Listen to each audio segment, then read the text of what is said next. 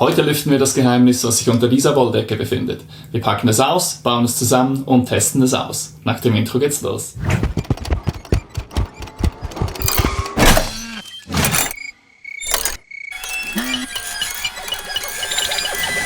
Ja, und ich will euch gar nicht lange auf die Folter spannen. Achtung! Tadadada! Das ist der S1 Laser Engraver von Xtool. Ich bin absolut überzeugt, dass ihr den schon ein paar Mal auf Instagram oder YouTube oder dergleichen gesehen habt, weil den einfach ganz viele Maker im Einsatz haben und sehr zufrieden damit sind. Und ich bin extrem froh, dass ich künftig auch zu diesem Kreis gehöre. Heute schauen wir uns das Ding ein bisschen genauer an. Wir machen ein kleines Unboxing, basteln das Ding zusammen und machen einen ersten Testlauf. Und dafür nehmen wir uns heute mal ganz viel Zeit. Los geht's! Heute versuche ich das Ganze das erste Mal mit einem Voice-Over. Ich hoffe, dass das gut klappt. Zuerst musste ich mal die ganzen Kisten wieder vom Möbel wegbringen, das ich extra für den Laser gebaut habe. Beim Auspacken der Kisten war ich das erste Mal ganz positiv überrascht. Es ist nämlich echt super, wie die das Gerät eingepackt haben. Es fängt an bei diesem Kartonrahmen, den ihr da rund um das Gerät seht. Dann sehr viel Schaumstoff involviert. Es lächelt einem gleich dieses grüne Xtool-Päckchen an mit Bedienungsanleitung und einer Broschüre mit verschiedenen Ideen, die ihr mit dem Gerät umsetzen könnt. Natürlich meine Werkbank zu klein für die ganze Auspackübung. Ist aber super, dass es hier diese Traggriffe um das Gerät gibt, die mit Klett fixiert sind. Und eben all diese kleinen Fächer im Schaumstoff, das ist wirklich extrem cool gemacht. Das ist die Wabenplatte, die wir später brauchen. Auch unter dem Schaumstoff sehr gut eingepackt. Natürlich immer cool, diese Folie von Geräten abzunehmen, weil drunter wirklich alles noch ganz neu ist.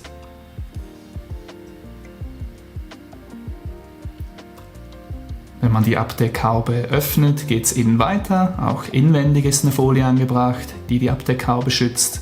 Hier gibt es ein weiteres kleines Päckchen von Xtool. Da sind verschiedene Materialien drin, die ihr zu Testzwecken brauchen könnt. Unter anderem auch so eine kleine Schieferplatte als Untersetzer. Das ist irgendein Klebematerial, Glas ist da auch drin, sonstige Materialien. Dann findet ihr weitere Boxen. Hier zum Beispiel eine kleine Zubehörbox mit Schrauben, die ihr nachher benötigt und einem kleinen Schraubenzieher. Auch diese Sicherheitsstecker sind drin, diese kleinen USB-Stecker, die wir dann auch benötigen. Dann dieser ausziehbare Schornstein, um den Rauch abzuleiten. Das ist das Gerät für den Air Assist. Alles wirklich super mit Schaumstoff ausgestattet und überall kleine Fächer, wo ihr weitere Sachen findet. Hier zum Beispiel das Netzteil.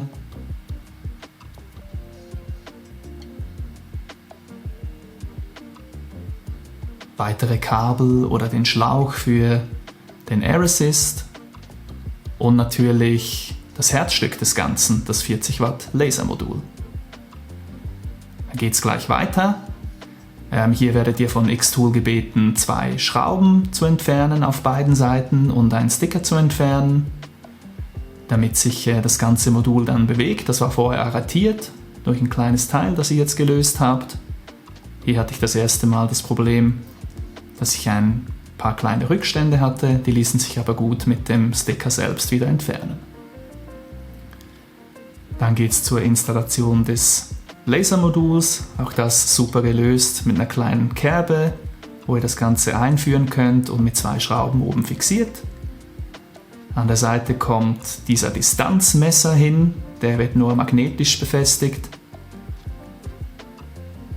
Und damit seid ihr im Innern der Maschine bereits fertig. Umgedreht könnt ihr dann dieses Lüftungsgitter entfernen, damit ihr den Schornstein anbringen könnt, den wir später zum Werkstattfenster rausführen werden. Auf der anderen Seite, der Rückseite, findet ihr verschiedene Anschlüsse, zum Beispiel für diesen Sicherheitsstecker, davon bekommt ihr 2 Stück, ohne den die Maschine nicht läuft.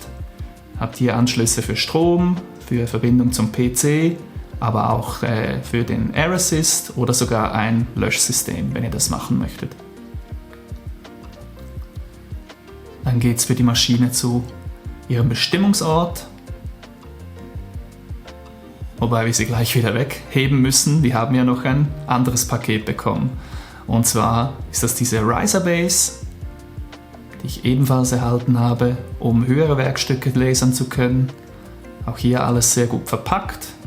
Gibt es eine weitere Bedienungsanleitung, obwohl die Installation der Riser Base auch in der regulären Anleitung enthalten ist. Damit wir diese Riser Base installieren können, müssen wir am Laser eine Kleinigkeit erledigen. Und zwar geht es um diese Wanne, die ihr unten drin habt. Die müsst ihr mit ein paar Schrauben entfernen rausnehmen. Dann könnt ihr die Riser Base umdrehen und die Wanne hier wieder fixieren. Hier unbedingt darauf achten, dass ihr jetzt die Schrauben verwendet, die mit der Riser Base zusammengekommen sind. Die sind nämlich ein bisschen länger als die vorher im Laser verbaut waren. Dann kommt der Laser wieder weg, die Riser Base drunter und die Füße vom S1, die passen wirklich super in die Vertiefungen in dieser Riser Base. Mit ein paar Schrauben werden die beiden Teile wieder fixiert und hier zeigt sich dann der Vorteil. Ihr könnt einerseits die normale Höhe des S1 verwenden oder ihr geht jetzt einen Stock tiefer und habt einiges an Höhe mehr zur Verfügung. Diese kleinen magnetischen Nupsis kommen ebenfalls mit dem Laser. Die dienen euch einfach dazu, eure Werkstücke auf der Wabenplatte zu fixieren. Dann habe ich gestaunt, dass noch ein Paket dabei war bei der Lieferung, wusste erst gar nicht, was das ist. Beim Auspacken dann sehr positiv überrascht. Da sind nämlich noch sehr viele weitere Materialien drin, die Xtool euch zur Verfügung stellt zum Testen. Verschiedene Holzarten, alles 3 mm dicke Platten. Ist auch Baumnuss dabei zum Beispiel.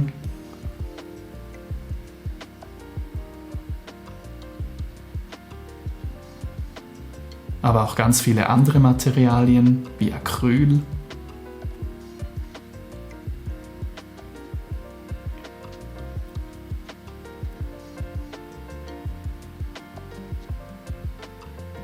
Ganz interessant ist dieses glitzernde Acryl. Bin ich gespannt, was ich damit testen werde. Da kann man sich also richtig austoben mit all den Materialien. Dann geht es bereits an die Installation der Software. Xtool liefert hier seine eigene Software Creative Space mit. Natürlich lässt sich das Gerät aber auch mit Lightburn betreiben. Könnt mir gerne mal in die Kommentare schreiben, was ihr besser findet oder was der Vorteil ist von Lightburn gegenüber Creative Space. Würde mich als Neuling natürlich sehr interessieren. So, die Maschine das erste Mal in Betrieb genommen und den ersten Test gefahren. Hier seht ihr das Lasermodul, wie es die Distanz zum Material misst. Das macht es eben mit dieser kleinen Nadel auf der Seite und einer kleinen Referenzplatte. Hier wird der Arbeitsbereich abgefahren. Das dient euch einfach zur Kontrolle, ob der Laser wirklich im Arbeitsbereich lasert. Und dann geht es auch bereits los. Alle Bestätigungsschritte funktionieren immer über diesen Button vorne am Laser. Und ab geht die wilde Fahrt. Hier 4-mal verschnellert das Ganze. Ganz so schnell ist der Laser nicht, wie es hier gezeigt wird, aber er ist doch ordentlich unterwegs. Für den ersten Test hier habe ich ein bisschen wenig Leistung verwendet, wie ihr seht. Da hätte man ruhig noch ein bisschen mehr ballern können. Das lässt sich aber alles wunderbar einstellen. Und es empfiehlt sich auch, so ein kleines Testgrid zu lasern, damit ihr die verschiedenen Leistungen seht und wie die Ergebnisse dazu aussehen. Werde ich definitiv noch nachholen.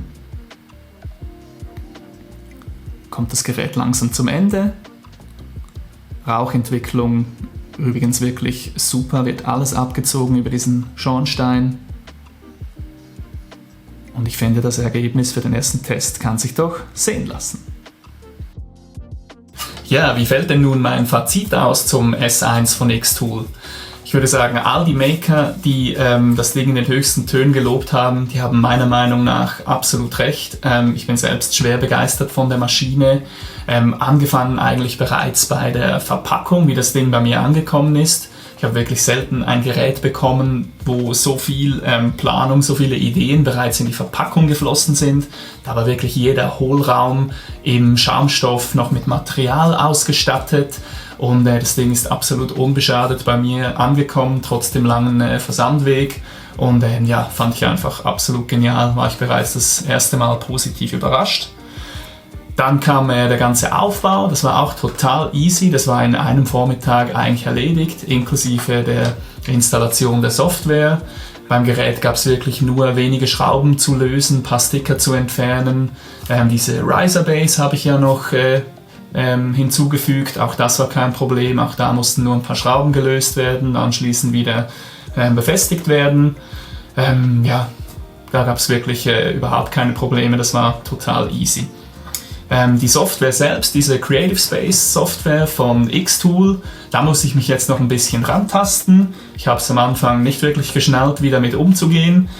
Ich habe mir gestern Abend aber noch ein Tutorial angeschaut, das verlinke ich euch gerne unten in der Videobeschreibung. Das hat ein bisschen Licht ins Dunkel gebracht, zum Beispiel auch, wie man etwas ausschneiden kann. Das habe ich am Anfang nicht kapiert. Mittlerweile geht das. Ich bin aber absolut überzeugt, dass man mit der Software noch viel, viel krassere Sachen machen kann, als ich jetzt hier in meinen paar Tests bereits angewandt habe. Ich glaube, angefangen hat es damit, das war mein erster Test auf diesem 3 mm Sperrholz. Da war die Power noch ein bisschen niedrig. Das habe ich dann noch ein bisschen angehoben. Ich glaube, das war dann der zweite Test. Und beim dritten hat es für mich dann gepasst mit der Power. Ja, finde die Qualität super, Schnittkanten sind super, es gibt eigentlich keinerlei Schmauchspuren. Der Air Assist von der Maschine macht eigentlich einen super Job, wie ich finde. Ich habe dann noch so ein paar verschnörkeltere Sachen ausprobiert mit Schriften. Auch da finde ich super Schnittkanten, keine Schmauchspuren, passt für mich absolut von der Qualität her. Auch solche Geschichten, die ein bisschen fotorealistischer sind, hat die Maschine super hingekriegt, meiner Meinung nach. Details wirklich super hervorgehoben, finde ich absolut top. Oder diesen Pilz hier, den fand mein Sohn so cool, der hat ihn sich gleich geschnappt und noch ausgemalt. Was ich ebenfalls super cool finde, ist, dass man mit der Maschine seine Arbeitsbereiche festlegen kann. Damit verschwendet man eigentlich nichts von seinem Material. Ich könnte jetzt zum Beispiel, wenn ich noch ein kleines Logo lasern möchte oder ausschneiden möchte, könnte ich den Arbeitsbereich hier festlegen, damit ich möglichst wenig von dieser Platte eigentlich am Schluss wegschmeißen muss. Und das finde ich, haben sie echt cool gelöst. Ja, was kann ich sonst noch dazu sagen? Eigentlich nichts mehr. Bin eigentlich am Ende des Videos angelangt. Wir haben das Teil zusammen ausgepackt, zusammengebaut, die Software installiert und einen ersten Test gefahren.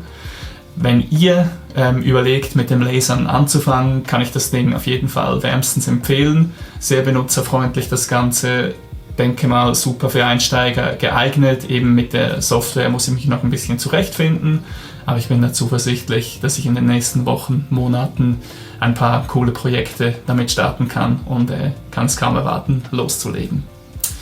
Wenn euch das Video gefallen hat, würde ich mich sehr freuen, wenn ihr mir einen Daumen da lasst, was Nettes in die Kommentare schreibt und sehr gerne auch meinen Kanal abonniert.